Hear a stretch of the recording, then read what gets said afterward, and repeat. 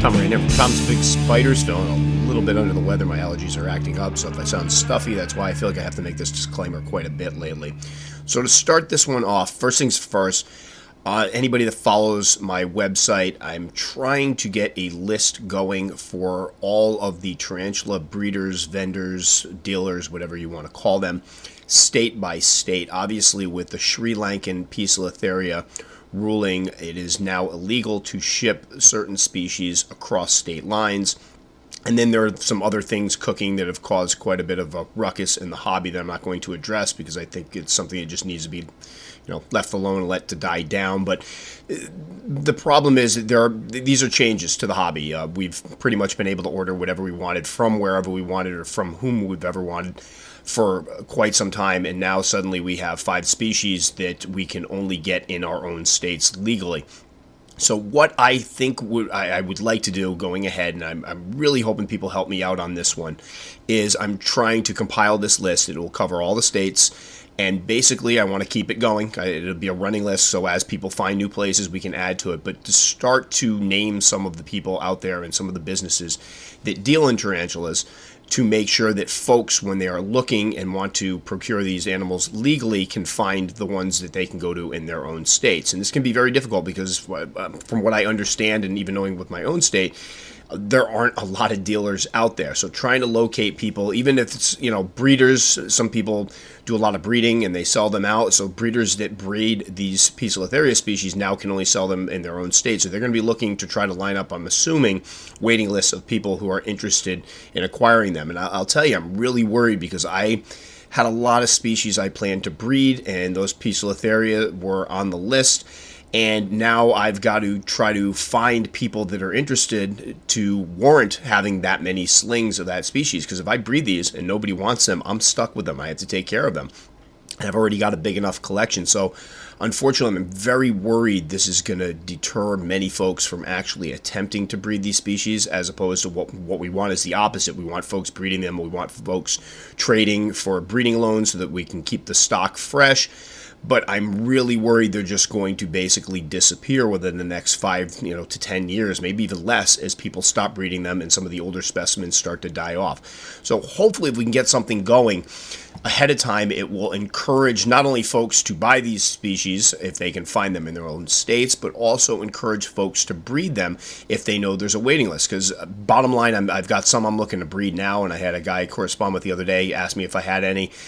I'm seriously thinking I have a female ornata that after the next molt should be ready to go of breeding them, but I need to line up customers first. I can't just sell these like I do with most of my slings off to, Tanya Fear Not or somebody else wholesale. I'm going to have to sell them myself in my state, which means I got to find enough people that actually want them, which is going to be difficult. And I have to be completely honest, if there's only a couple people that are interested in them, then I'm probably not going to pursue that breeding project, because as much as I want to keep these guys going in my state, I really don't have the time or means to take care of, what could be 50, 100 tarantula slings of P. ornata, that get quite big as they get older.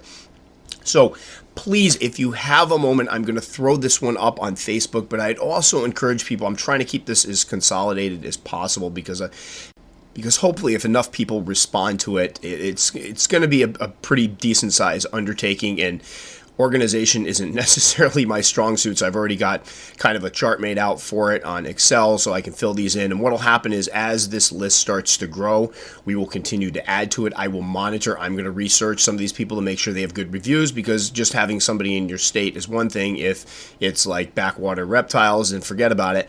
So we want to make sure that the people that we're putting on this list are reputable, and as we start finding gaps, I'm going to be putting calls out. So, all right, Oregon, we need more people. We have nobody for you. Who do you have there? Can people from that state help me out? So hopefully the hobby comes together, helps me out with this one. I would like to have a list together by the end of the month or so. But we'll say about a month. I'd like to have the preliminary one done, and then we will continue to add to it. And I'm hoping that once I get the actual list done and do another, I'll send this out to the people that follow my blog and do something on the podcast, Facebook, and obviously my YouTube channel.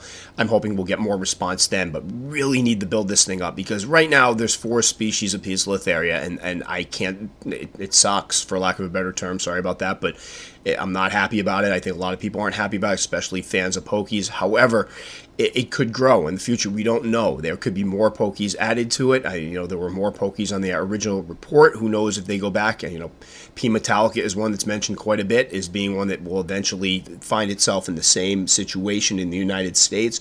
So really, I think it would be prudent to be proactive and start putting together this list now. Not necessarily proactive because we already got 5 banned, but I've actually, while speaking to some hobbyists, kind of blows my mind a bit, but there's been some apathy to this. Like, well, I don't, collect pokies anyway, or, oh, well, I'll just collect the other ones. And that kind of scares me because this could happen. Trust me, there are bigger things looming than just the Poecilotheria species, and species that aren't just, ones kept by a handful of collectors. I know pokies seem to be an acquired taste, and a lot of folks don't buy them because of they're, quite frankly, afraid of them because of the bad reputations. But there are other species that could make their way onto this. This could, hopefully it's not, this could be something that's kind of a harbinger of, the horrible things to come as far as species bans in the U.S. hobby. So again, my international friends, people who follow me and listen to the podcast, I apologize for, making it all U.S. centric there, but it is important for us to try to make sure we maintain the hobby over here because we have basically relied on other countries for so long, and now we're in a spot where we're going to have to rely on people in just our own states to keep these things supplied. So hopefully we get some feedback from that. So far, I'm getting a pretty good response, but I'll be honest, I was kind of hoping for more, and I think part of it is people don't know what's in their own state right now, and that's completely understandable. But hopefully some people will help me out here, do some research, because it's just going to be with, all the states. Obviously, it's going to take me some time to go through it, and I am kind of looking things up, but it would be great if I could get a good foundation to start from and build on it from there. So going back to last week's podcast, my new thing is I like to revisit the comments from last week, and the part about the B. albopilosum Nicaragua species, again, just to fill in anybody that might not have listened to last week's episode yet. I don't know if people ever listen to them out of order or whatnot.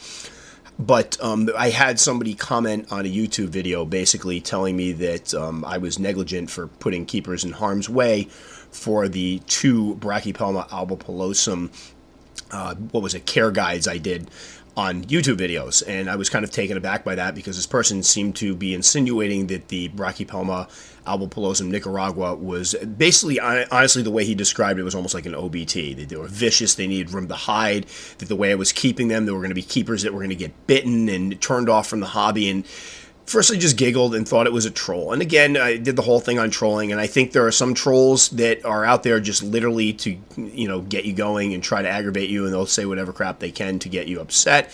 And then I think there are some trolls that just have no idea what they're talking about. They firmly believe in the crap they're peddling, but they're not going to listen to reason, and that makes them a troll because it's like you can argue until you're blue in the face. They're not going to change your opinions. And it sounds like this guy was probably in that category. But I did because, again, I think it's very important that anybody that's doing videos or educational things about tarantulas keeps current and keeps an open mind. And what I mean by that is I think a lot of us fall into these comfortable patterns where we do something for years, we assume it's right, and we never stop to consider or look to see if there's some other way we could be doing it. So, for example, when I first got into the hobby, everything was kept on straight vermiculite. That was what everybody did. You put down a couple inches of vermiculite. You usually moistened one side, whether the thing needed it or not, and that was all there was to it. And my G. rosea was kept like that for years, never thought twice of it. As a matter of fact, when I went to change the substrate out after having her for several years, I actually had to hunt down vermiculite because this was during the time period where they had mixed vermiculite with asbestos, and it had been basically taken off the market for a while. You couldn't find it anywhere. And I remember freaking out because, my spider needs vermiculite. My spider needs vermiculite. It wasn't until years later when I really got deep into the hobby that I realized that nobody was keeping them on vermiculite anymore. So I think a lot of us fall into that trap and do that. And my concern is some people find information and they, there's the people, the regurgitators, the ones that they pick it up from somebody else, they assume it must be right, and then they put it out there as their own, and sometimes that information is incorrect. And then there are just people that peddle the same thing year after year after year and don't ever stop to think, is there a better way to do this, and aren't open-minded about it. So back to that point, when I get a troll, it's not just, all right, this guy is an idiot, I know what I'm talking about, hey, I'm Tom's Big Spiders, who is he to tell me? That's never crosses my mind. It's usually, first I respond to the tone. So if somebody's like, hey, Tom, I tried something a little different, it worked for me, that's awesome. I'm going to listen to that. And I've had people give me tips before, and I've, basically I've credited them for it because I didn't come up with this. This is something somebody else did, and it's great, and I love that. And then there's situations like, you idiot, what are you doing, blah, blah, blah. And those are the ones that I tend to want to ignore, but you never know if there's a good piece of information there. Some people are just, tactless online, and so being able to see through that and look at, all right, what is this guy saying? Is there any merit to this? And then following up and investigating it. And that's pretty much what I did with this, because again, I only have one of the Nicaraguans. It should be a Nicaraguan, but I have not seen any difference from my hobby form or the ones that have been sold as the Honduran curly hairs. But that's one spider. Who am I to say? And a lot of people will fall into this trap. Well, my spider does this, this, and this. So therefore, universally, that must be what the species does. I see it a lot with certain species that don't make it onto my beginner species list. For example, the Calcotas, Aphanopelma calcotas, I'd never put on my list because I've had two of them, and both of them were pretty skittish. One of them would kick hairs at the drop of a dime and would literally threat pose you anytime it got the chance. The other one is incredibly skittish, runs and hides, does not want to be held. However, other people have the cuddly ones, and it seems to be one of those species like G. porteri / rosea, which is going to end up being rosea, but seems to have a reputation for either being really, really tractable and tame or nuts. Well, it's kind of the same thing with these guys, although it seems like even more so because I have a lot more people tell me that theirs are wacky. So that was a species I kept off the list, but I will have people go, oh, I kept one. It's the nicest one I've ever had. You got to put that on the list, not thinking that maybe theirs might be the anomaly. So, long story short, I put it out there for you all to find out what are you seeing with your Nicaraguas, and overwhelmingly, there's no difference. I've had a lot of people chime in, and I truly appreciate it because this allows me to go forward and put this information out there and feel comfortable about it, as opposed to after having this interaction with this guy, I started thinking, oh gosh, I hope that's not the case, because then I just misinform people, and that would really kill me. So it sounds like we had one person come on and say that theirs was a little bit crazy, but we have here Helen Patterson. I have two, the albopilosum Nicaragua. They're both super docile and timid. Excellent. We have one here, unfortunately. This is Jessica Kurth. Also, I do have a psycho Nicaraguan Bialbo. Maybe I must just won the T lottery, LOL. She was definitely a handful at first because she was only the second T I'd gotten at the time. She loves to threat pose and strike when I'm changing her water dish, and has bolted out of the enclosure on more than one occasion. I'm hoping she chills out once she molts. And there you go. That's the type of thing I'm looking for, because that's something that I could mention in a video, like, hey, just to let you know, a handful of people have seen, different temperaments, but I usually say that anyway. I mean, my big thing is with the beginner species, it varies specimen to specimen. You can have the most tame, calm species in the world 9 out of 10 times. It's that 10th one that throws people off, and kind of can, especially if you're new to the hobby, can kind of be a turnoff when you think you got the most cuddly spider available and it's a psycho. So thanks for responding, everybody that responded to that. I also had somebody that emailed, and I can't seem to find the email right now, but said that he had raised a couple sacks of them, had seen no difference whatsoever. So thank you to all who took the time to leave a comment or email and let me know, so I can feel confident going ahead. Maybe I'll do another update on these and just kind of mention that and tell people, bottom line. And I say this with everything, it all depends on the specimen. Some are just like people. You have, some people that are fantastically nice. You have some that are jerks and go trolling people online. So there we go. Moving off from that one now, the next topic I would like to talk about a little bit, because for some odd reason I'm getting a lot of questions about it lately, is substrate. Now, I think I've covered this one before, but since then there have been some changes in my own collection, what I'm using, and I do think it warrants repeating and kind of going through it again. So I apologize. Yes, this is going to be a bit of a podcast about dirt, but I do think it's an incredibly important part of the hobby. If you think about it, we get our spiders, then we have to figure out what kind of enclosure we're going to put it in, and the next big thing is what kind of dirt are we going to put it on. So although I'll touch on the different types of substrates, I'm not going to spend a lot of time on this. But one thing I do want to make clear, and I don't know if it's coming across in the videos and the articles I write, but I do not use really different types of substrate depending on the species I'm working with. For example, it's not like I use cocoa fiber for one thing and peat for another. Generally, whatever I'm using is what I'm using. What does change is the amount of vermiculite I add to the mix, or if I add a bit of sand to it, whatever the additives and the quantity of additives I add to. That sounds redundant. That was like an Austin Powers moment there.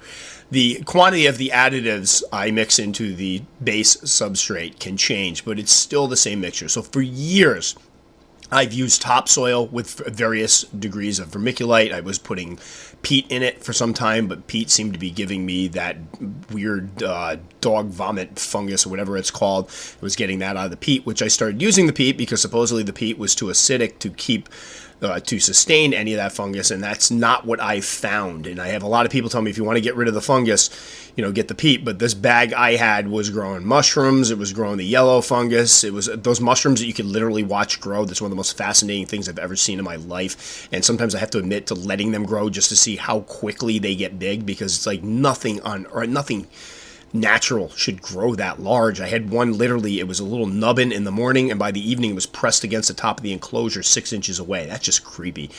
But here's the deal. There are a lot of things out there, and none are necessarily right or wrong. Personally, I used the topsoil mix for years, just mixed it with the vermiculite.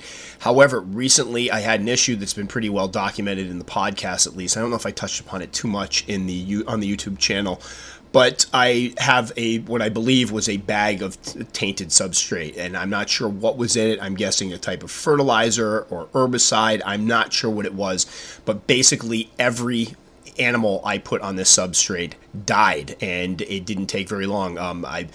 It was depressing. It's still something that bothers me because who knew? I've used substrate for years without incident, and this one bag, it basically wiped out my entire colony of assassin bugs. I had basically rehoused them in this beautiful new enclosure. I put down this substrate, and then I had some babies. I took them out, put them on the same substrate. The babies were dead in a week. It was like unreal, and by the time I moved them out, it was too late. I had tarantulas, most of which died either right after a molt, some died in the molt, or some just were never able to molt and just died. So it seemed to be something that inhibited or threw off the molting process, but it ended up costing me a lot of animals. It was the biggest die-off I've ever had in my collection. It shook me. It shook my confidence as far as dealing with these. I had to really, and sadly, I've been doing this for a long time, and I'm public with it, and it really bothered me. So since then, I've been a little gun shy with the dirt. Now, it was bags that I had bought because the place I usually get them from Lowe's or Home Depot.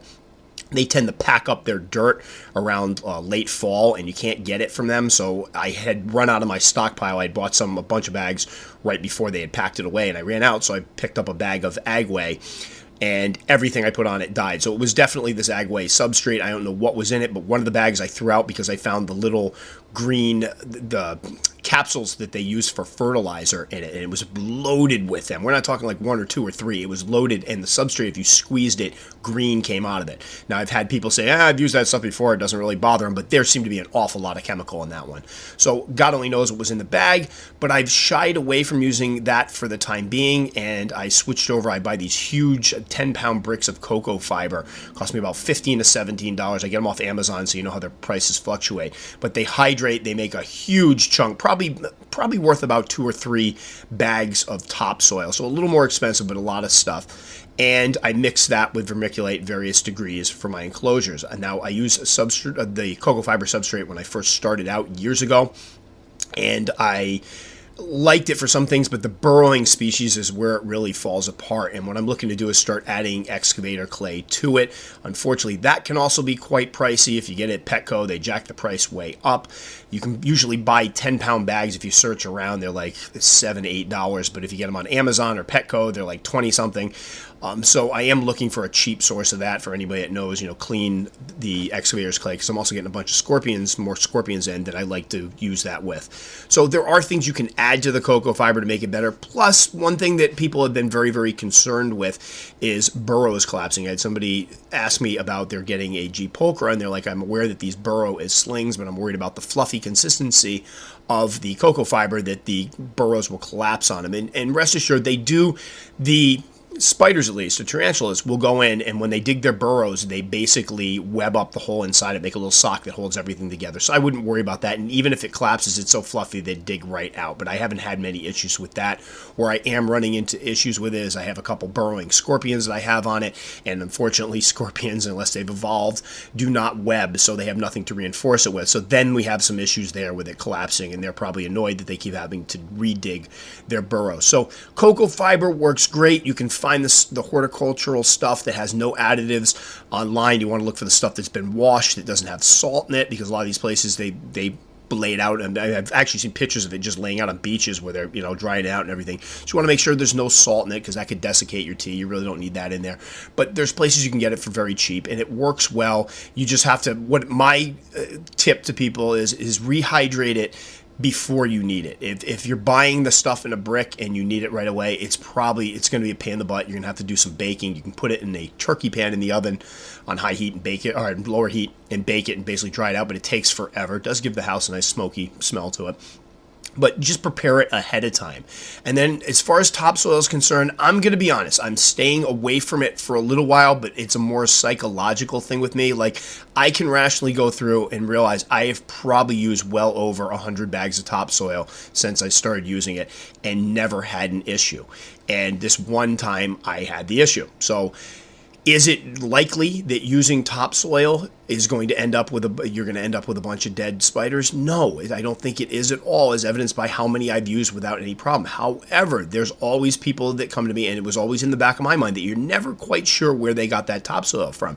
And they can just slap organic, they can slap no additives on it, but if they just took it from a place where they're doing a construction site where they just basically sprayed down to fertilize the grass, or if there was something going on before they were dumping chemical in there, you never quite know. So there's always I think it's a minute risk, but there's always that risk, as evidenced by the ones that died off in my own collection, that's been tainted. So something to keep in mind. But again, I don't like causing panic. I've used it. I've got a bag in my garage right now. I picked up some of the Timberline, which I've never had an issue with. I have also used the Scots again after this issue. They're all fine now. Several of them have molted again. So I think the trick is, if you're going to use topsoil, stick to a brand that you can trust, that you haven't had any issues with. The Scots tends to be filled with little sticks and stuff, but it really doesn't matter, honestly. I've heard people say you got to filter them out, and I used to filter them out. Now I just I'll take out the big chunks or anything really bad, but leave it in there. It's kind of what they used to, walking around the wild, and just make sure you stick with that, and don't grab any agway, apparently. And definitely don't grab anything that says it has fertilizers added. You want to stay away from stuff that says it has animal feces added. They will add, I believe it's chicken manure, to add the phosphate content. So you want to stay away from anything with additives and stick with a brand you trust. Again, I can recommend Timberline. That was recommended to me from a guy that was on arachnoboards, that was on for years, that swore by the stuff. Really dirt cheap, no pun intended, and works great. So yes, I will go back to using, I have some burrowing species that I just don't like the cocoa fiber for. Plus, winter is coming up. I'm going to be running the heater, and that's where this stuff really starts to, become an issue for me, because although if you mix it, especially if you mix it with some vermiculite, it really sucks the water up quickly, which is great. However, it also loses the water quickly. It evaporates out of it. So when I used to use the cocoa fiber, I had a terrible time trying to keep, especially the smaller sling enclosures, moist once the heaters got going. So again, I don't use anything. It's not like I have peat for one tarantula and topsoil for another, because I've had people specifically, I get it a lot more on the videos where they'll come up and I'll say, oh, here's what I used for this. And they're like, all right, so is that mixture specifically for Poecilotheria species? Or do you only use cocoa fiber for that species? No, it just depends on what I'm using at that particular time. So I want to make that one really clear. And then the other thing people use and swear by is the peat, which I'm going to get another bale of this and try it out, because a lot of keepers come to me. I've used this for years without incident, and I'm thinking what happened is I just got a bad batch. That can happen. You can get a bad batch that unfortunately has been exposed to some type of fungus or mold. In this case, it was giant mushrooms and the yellow stuff that grows into giant mushrooms. It almost look like candy, almost like edible, and grows super fast, which is creepy. So I'm going to probably pick up a bale of that again. I have a little left in my garage I use with the scorpions mostly. I like to mix the peat with sand for some of the dry scorpion species. But I'm going to pick up another bag of that and try using it. I've heard that if you moisten it, it has a nice consistency to it and holds the moisture very well. The issue I have with some of the substrates, and this is the reason why I use the vermiculite, is some of them, as long as you keep them moist, they're fine. Let them dry out a bit and you have a problem. For example, that Lugardi stuff that I've stopped using now, the bag, I have a bag of that was full of mold, but I had another bag that was okay, and the bag that was okay I had used in a couple scorpion containers that needed it moist, and the top had dried out. Trying to rehydrate that stuff was a nightmare. The water just pooled on it. It wouldn't reabsorb it. I kind of had to take the back of a paintbrush and stick it in there, poke holes in it to try to get the water to seep down into it. It just didn't moisten up uniformly like I would like, and that's one of the reasons why I like mixing my own substrate, is because I can create the properties I want. If I know that I'm going to be using it for a dry specimen, then I can put the stuff in dry. It's totally fine. But if I know I'm going to be putting in with a specimen that I'm going to have to be, moistening it down quite a bit, I do play with the layers, mix up some vermiculite. I have some layers that have more vermiculite in it than others, so that I get the desired effect of the water basically trickling down and going to the bottom layers, because that's what you really want moist. So I will get back to trying the peat again. I also, again, if anybody knows a good source, with the excavators clay, I would use it a lot more. It's just when you buy the pet grade stuff, obviously anything for pets, they're going to charge you twice as much as it would normally be. I had somebody that told me a fascinating idea about buying basically kitty litter that's made with that bentonite clay that they use for it, and that apparently there are bags you can get for dirt cheap that have absolutely no additives. It's just the clay that you can crush up or grind up and use. So if anybody else has tried that, this guy seemed very persuasive and knew what he was doing. He's been doing it for a while, and I thought that was an absolutely fantastic idea. And if you're hearing this podcast, I tried to find the email that you mentioned it. I put clay in the search, and I really wanted to mention your name, and I can't find it. But that's something I would like to try. So if anybody else has done that, please let me know. I might buy a word processor. Yeah, it's going to help. A food processor, and try to grind this stuff up to see if I can do something there, because it is very, very expensive, and when you get into the substrates and mixing them, it does become an added cost. But I would like to find something that I can use for some of the burrowing tarantulas, and as well as my scorpions that would have that mixture in it. So that's something you can use as well. And then I've added sand every once in a while. Fine sand added to substrate also can help with the water percolating down through. So I've done some experimentation with that as well. I will say the type of sand I was using, I kind of have the white playground sand, and I put it in, and it doesn't seem to help very well at all. But I think this stuff is a bit too coarse. I got to get some stuff that's a little bit finer. So when working with the substrates, use what works for you. I think what happens with a lot of people when they get into the hobby, when they start off with the beginner species that require dry substrate, it's not such a big deal. You just use some cocoa fiber, you throw it in there, you let it dry out, you're fine. It's when you start keeping the fossorial species or moisture-dependent species that you realize some of the traits that the stuff you have been using just don't work for you.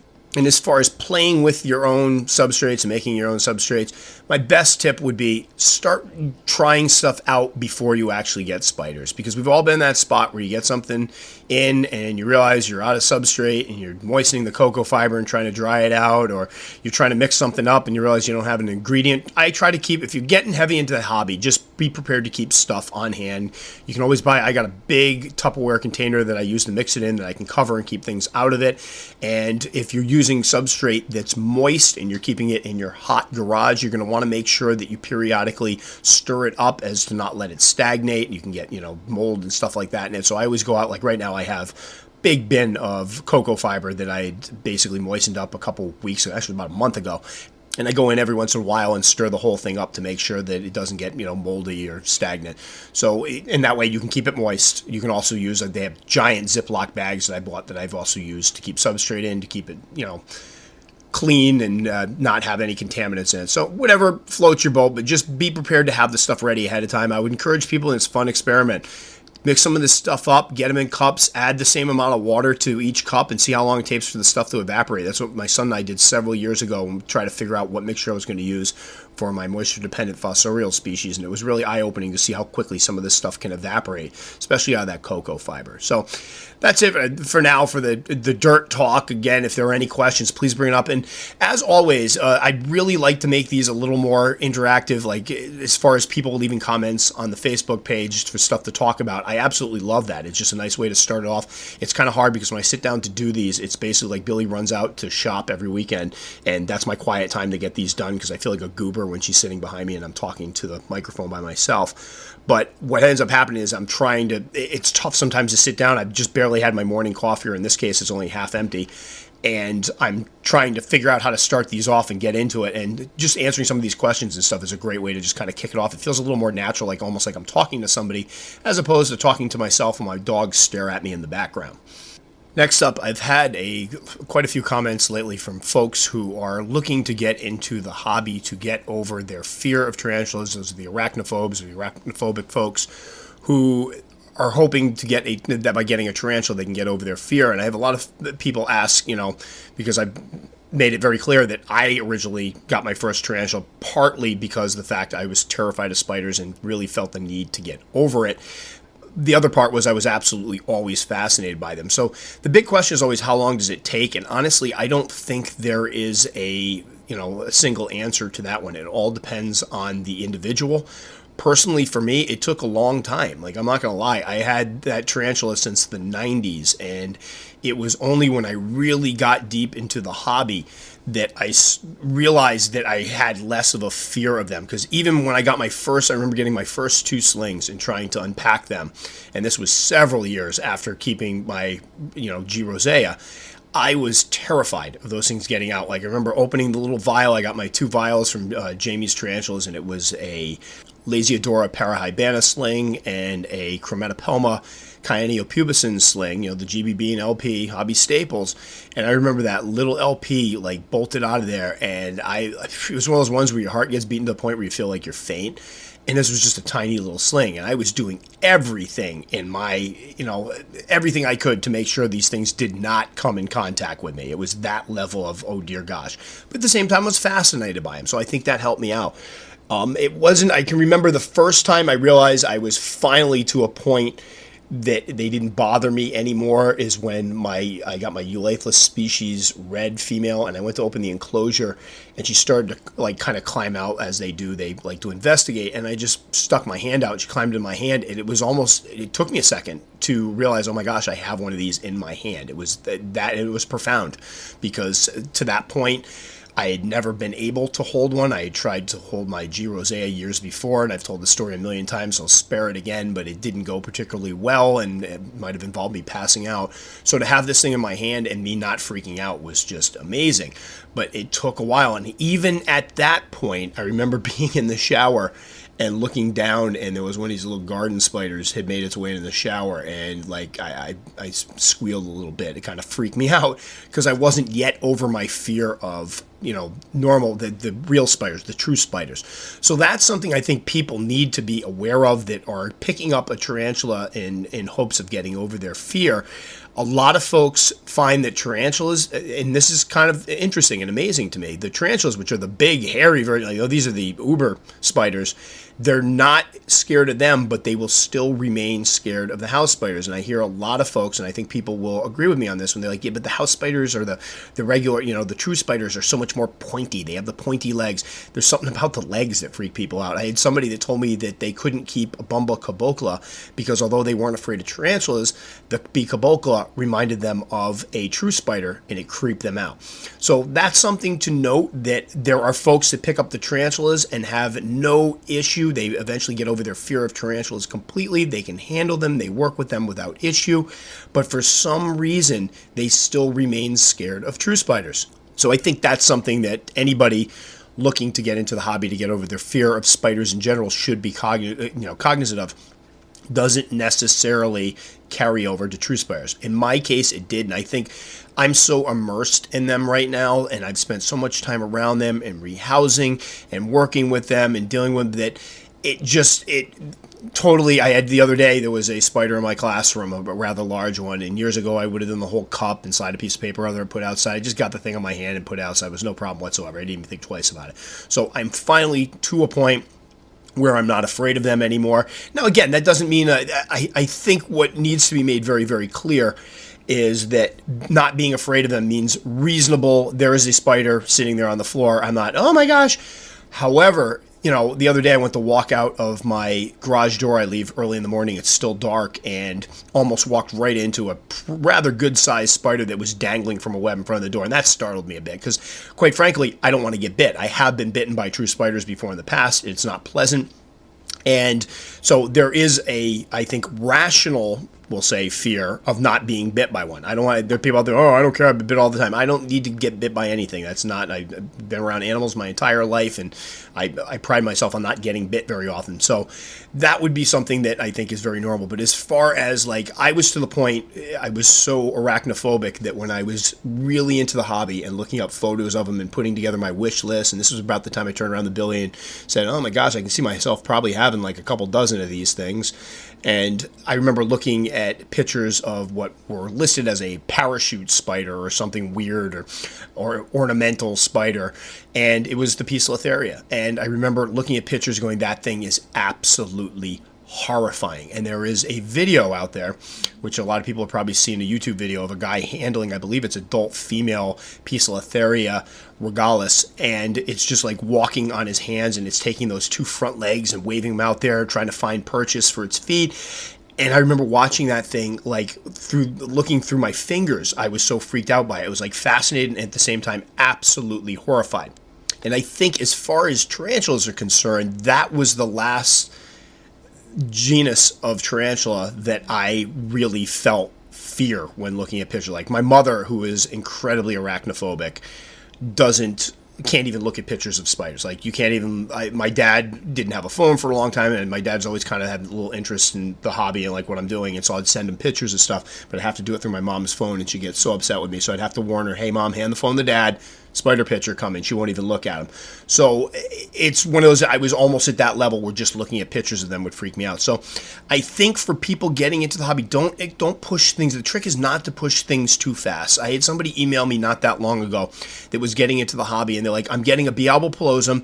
I'm looking at it, it's scaring me, but I'm going to hold it. No, don't do that at this point. That's what I did. It almost completely screwed me up because the thing ended up coming at me. I thought it was food, and that basically not only kept me from ever wanting to handle again for a while, but actually it rekindled my fear of them. At that point, it was now that thing was scaring me. I saw those fangs. They scraped against that paintbrush. I was not doing that again. So you got to figure, if you're afraid of them and you force a lot of people think the trick is to force yourself to handle it and to force yourself to interact with it. No, do it at your own time. Practice safekeeping first. When you need to move it, don't try using your hand. Use the cup. Just having the tarantula, I will tell you for a fact, just having that big tarantula in that cup in your hands, whether it's got a piece of cardboard over the end or not, whatever it may be, but just holding it in that manner is usually enough of an immersion into a phobia for most people to handle. The first time I had to rehouse my G. rosea, I remember doing the whole cup thing, and I used a big glass at this point, so I had a piece of cardboard under it, and I remember holding it in my hands, and my hands were shaking. I'm like, I can't believe I'm this close to a spider. And so I think the trick is, if you're going to get into the hobby, and you're using the hobby to get over these fears, you need to be safe first. Just being around them and working around them, changing water dishes, feeding them, watching them, observing them, helps a great deal. I can tell you that. I would just spend hours watching these guys. Again, kept my hands away from them and just watched them grow. I worked with the slings. The slings reminded me a lot of, your common, true spiders, and therefore there was a little extra fear almost with those. But then after working with slings for a while, I didn't even care. I remember the first time a sling ran across the back of my hand, I was in a panic. And then it happened not too long ago, and I was like, sling on the back of my hand, just make sure it doesn't go up my back and get lost. That's my concern, was for the sling, not for me being scared. So if you're going to do it, take your time, practice good habits. Don't force yourself into anything. That's not something, I know there's psychological techniques out there if you go to a shrink or whatnot, where they will try to basically immerse you in whatever you're afraid of to try to get you over it. Well, that's something you do with a paid professional that you're paying by the hour and that knows what they're doing. I wouldn't recommend doing that just on your own. Like, hey, you know what? I'm going to force myself to get over this. I'm going to get my tarantula. I'm going to pick it up. Well, guess what? If that thing bites you, you're probably done for life for having a fear of tarantulas. You're never going to get over. If it runs up your arm and ends up on your head, again, you're going to have nightmares for the rest of your life. It's going to do no good. It's just going to exacerbate the issue. So get your pet, study it, watch its habits, feed it, clean it, take out the water dish, change it, do a rehousing, hold it in your hands in that glass, get used to it. What'll end up happening is most people, they get, addicted to the hobby, they pick up more, and then as you start picking up more, you start feeling less and less afraid.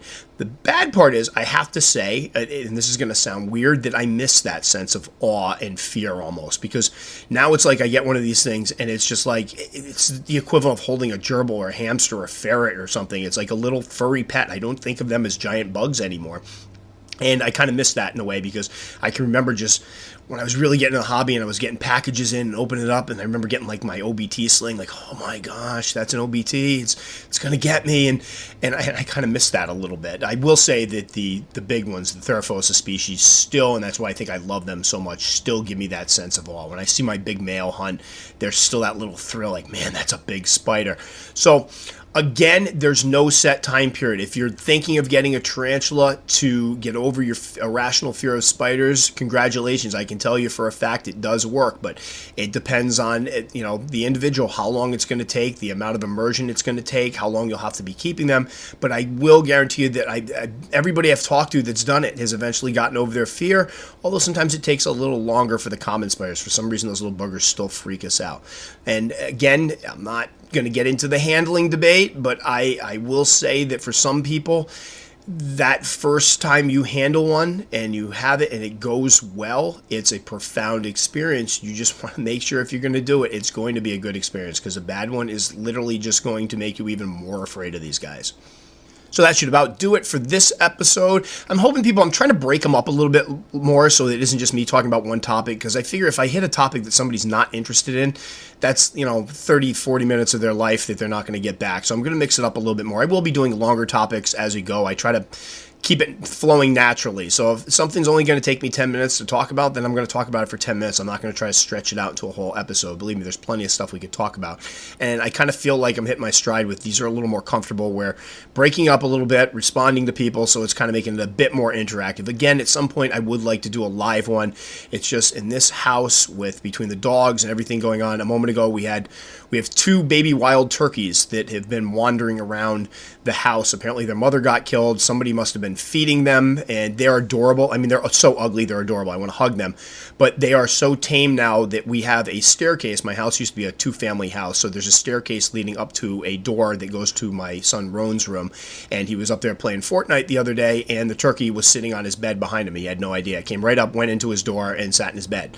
I'd never seen anything like it, and I've been around animals my entire life. So I can just picture trying to do a podcast and having a wild turkey in my house, or the dogs going nuts. Earlier I tried to do this one, and the turkeys go out and they basically perch on a railing right outside my kitchen window, and the dogs see them and go berserk. So again, it's trying to find a time where I can do this, where I can have fun, be interactive, and not have to worry about some catastrophic Moran family household event ruining the whole thing. Because it's a fun house, don't get me wrong. And I know sometimes I've had people say I sound like I'm negative or angry because stuff interrupts things. It's just, you have no idea how many times I have to reset podcasts or videos because of just the craziness of my house. And again, it's fun. I would never change it for the world, but it does make shooting the videos and doing the podcast a little difficult at times. So that's it for now. Again, if you guys know vendors in your state, please help contribute. I don't ask for much, and I'm hoping people will bail me out on this one.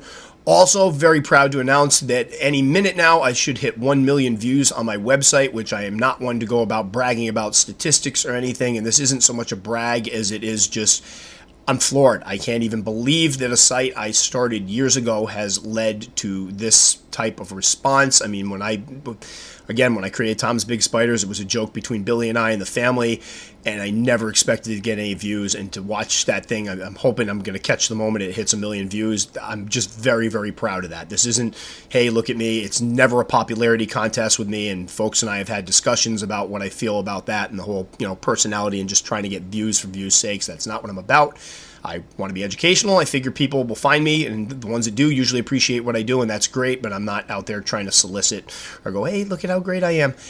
But I'm very proud of it, and I am looking to do some type of celebratory, I don't know, contest or giveaway or something, which I normally don't do just because it takes a lot of time to get them going, but I do want to show some appreciation because that's really cool. I remember showing my mom when I hit 500,000, and she just didn't get it. She's like, I don't understand. There's actually 500,000 people out there that are interested in this stuff. I'm like, yeah, now I got 1 million. So again, thank you to all who have followed me on my website. I really appreciate it, and again, I'm starting to get that going again because that's my baby. I love the YouTube stuff, but the whole YouTube personality aspect of it kind of freaks me out a bit. It's a little weird, and going to keep doing YouTube, and I got a video to edit in a minute, and I'm absolutely loving the podcast. I'm going to start posting the podcast links on my page, but I'm just very excited about that. So thank you, all of you. I know there's a lot of you guys out there that have followed me from the beginning, and Eddie, thanks so much, and obviously Casey, people that have literally been following and commenting since the beginning. So I don't think I don't notice, and I'm not appreciative. And there's others, and we'll go through it. Melissa, a lot of people out there. So we'll do a little thing where we talk about that. I think maybe it'll be fun. Go back and visit the origins of that because they're pretty humble. But anyway, I've rambled on enough. I know a lot of people say they like to listen to these on their drive to work, which I absolutely find amazing. So hopefully, maybe for some people, you get to listen on the way there and on the way back. So thanks so much. Please contribute if you know who's selling tarantulas in your state. I'm going to shut up now and finish the rest of my coffee and go do the voiceover for a video on the communals that is about 4 months overdue. Now it's about 2 months overdue. So thanks for listening. Catch you all guys next time.